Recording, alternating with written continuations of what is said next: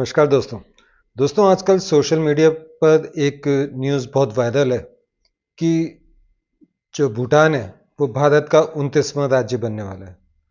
क्या वाकई भारत का 29वां राज्य बनने वाला है भूटान? आपको क्या लगता है?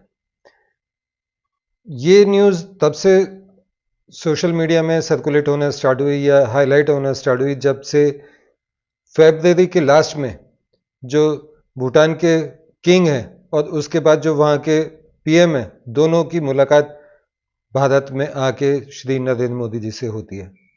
उसके बाद ये न्यूज़ स्पेकुलेट होने लग जाती है, जैसे कि एक बॉलीवुड वगैरह की या हॉलीवुड मूवीज़ होती हैं सेंसेशनल, उस टाइप से ये न्यूज़ होती है जिसमें रियलिटी का तड़का कम और बाकी जो फैंटेसी है उसका तड़का ज़्यादा होता है। भारत का हिस्सा भूटान बनेगा या नहीं, इसको जानने से पहले मैं एक दो न्यूज़ और आपके साथ शेयर करना चाहता हूं जो आजकल सोशल मीडिया प्लेटफॉर्म्स पे बहुत वायरल है। वो है लेटेस्ट, बिल्कुल आज ही की न्यूज़ कि जो नेपाल है वो भारत का 29वां राज्य बनने वाला है। भूटान और नेपाल से पहले यानी इन दोनों के बीच में एक तीसरी न्यूज़ भी है जिसमें यह कहा जा रहा है कि म्यांमार और बांग्लादेश का कुछ कुछ हिस्सा मिला के मिजोरम का स्टेट को एक बड़ा स्टेट बना के उसको या तो एक अलग स्टेट बना दिया जाएगा या मिजोरम के साथ इंक्लूड कर दिया जाएगा और वो भारत का 29वां राज्य होगा। क्या किसी दूसरे देश को भारत में शामिल करना इतना आसान है? क्या किसी दूसरे की देश की जो सॉवरेनिटी होती है, संप्रभुता होती है, वो इतनी तोड़ना आसान होती है? भले ही वो भारत हो या कोई भी देश हो, वो दूसरे देश को ऐसे कब्जा कर सकता है? भारत का इतिहास तो वैसे भी चीन की तरह है नहीं कि इस पर आक्रमण किया, उस पर आक्रमण किया और उसको कब्जा कर लिया। तो ऐसा करना किसी भी एक जिम्मेदार देश के ऊपर ये पॉसिबल नहीं होता। अगर भारत 29वां राज्य म्यांमार, बांग्लादेश का कुछ हिस्सा या भूटान या नेपाल इनको 29वां राज्य बनाना चाहता है तो उससे पहले मेरा सजेशन है कि जो पाक अधिकृत कश्मीर है, गिलगित बल्तिस्तान है, उसको जम्मू कश्मीर में शामिल किया जाए और उसी को एक मुकम्मल पूरा एक कंप्लीट स्टेट बनाया जाए जिसके कि हम लोकसभा वगैरह में या विधानसभा में सीट्स खाली भी छोड़ते हैं। जिनके लिए सीट्स हमने खाली छोड़ी है हम उन टॉपिक्स पर या उन जगहों के लिए तो अब बात कर नहीं रहे या ये न्यूज़ आ नहीं रही मीडिया में कि उसको हमें कैसे अपने अंदर शामिल करना है, बल्कि इसके विरोध में या हम ये कहें कि सेंसेशनल अपने चैनल्स को ज़्यादा व्यूअरशिप देने के लिए या सेंसेशनल बनाने के लिए ये तड़के डाले जा रहे हैं कि भूटान भारत में शामिल होगा और 29वां राज्य बनेगा। भूटान हो, नेपाल हो या हो बांग्लादेश या म्यांमार का कुछ हिस्सा मिला के एक अलग स्टेट, ये सब कुछ तभी पॉसिबल है जब वहाँ की जनता भारत में चाहे मिलना। वहाँ के हेड्स नहीं, वहाँ की जनता। और इस मिलन के लिए वहाँ की जनता इतनी आतुर हो या उग्र हो कि वो आए दिन धरना प्रदर्शन करे। अगर वहाँ की जनता ही भारत में शामिल नहीं होना चाहती तो हम उसको कैसे ले सकते हैं? ठीक इसी तरह जो पीओजे के है वो भारत किसी युद्ध के थ्रू नहीं लेना चाहता, ऐसा क्लियर कर दिया मोदी गवर्नमेंट ने। वो मोदी गवर्नमेंट का कहना है कि वो अपने आप खुद ब खुद हमारे में शामिल होंगे या होना चाहेंगे। तो जब तक पीओजे के में लार्ज स्केल पर मैसिव विरोध प्रदर्शन नहीं होंगे, पाकिस्तान के खिलाफ प्रदर्शन नहीं होंगे या आंदोलन नहीं होंगे, तब तक पीओजे के भी भारत में नहीं मिल सकता। तो ये जो नेपाल, बांग्लादेश, भूटान इन सब के बारे में जो कहा जा रहा है, बल्कि कभी कभी तो सिक्किम भी लोग कह देते हैं, तो मतलब सिक्किम है तो भारत में लेकिन जो पूर्ण राज्य भी है, लेकिन वहां पर अभी भी आधार कार्ड जैसी जो भारत सरकार की कार्ड है जो पूरे देश में चलता है वो वहां पर नहीं चलता। अगर आप एज अ टूरिस्ट सिक्किम घूमने जा रहे हैं और आप होटल के लिए आधार कार्ड लेके जाना चाहते हैं अपनी आइडेंटिटी दिखाने के लिए, तो वहाँ पर वो आधार कार्ड रिजेक्ट कर दिया जाएगा। वहाँ पर आपको या तो ड्राइविंग लाइसेंस या इंडिया का जो वोटर आईडी है, ये चीज़ें वहाँ पर मानी जाती है। तो जब हम अभी तक सिक्किम को ऐसा नहीं बना पाए, बाकी स्टेट्स की तरह नॉर्मल जहाँ आधार कार्ड चले, हम पीओजे के को नहीं ले पाए, तो हम नेपाल या भूटान को कैसे ले सकते हैं?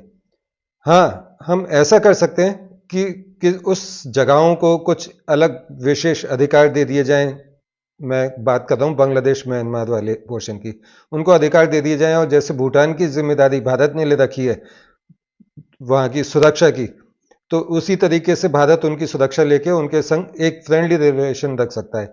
लेकिन टोटली अपने देश में शामिल कर लेना ये इम्पॉसिबल है, जब तक कि वहाँ की जनता नहीं चाहे और जनता भी मेजॉरिटी ना चाहे। जनता की मेजॉरिटी यानी कि 90% या 80% लोग वहाँ ना चाहें।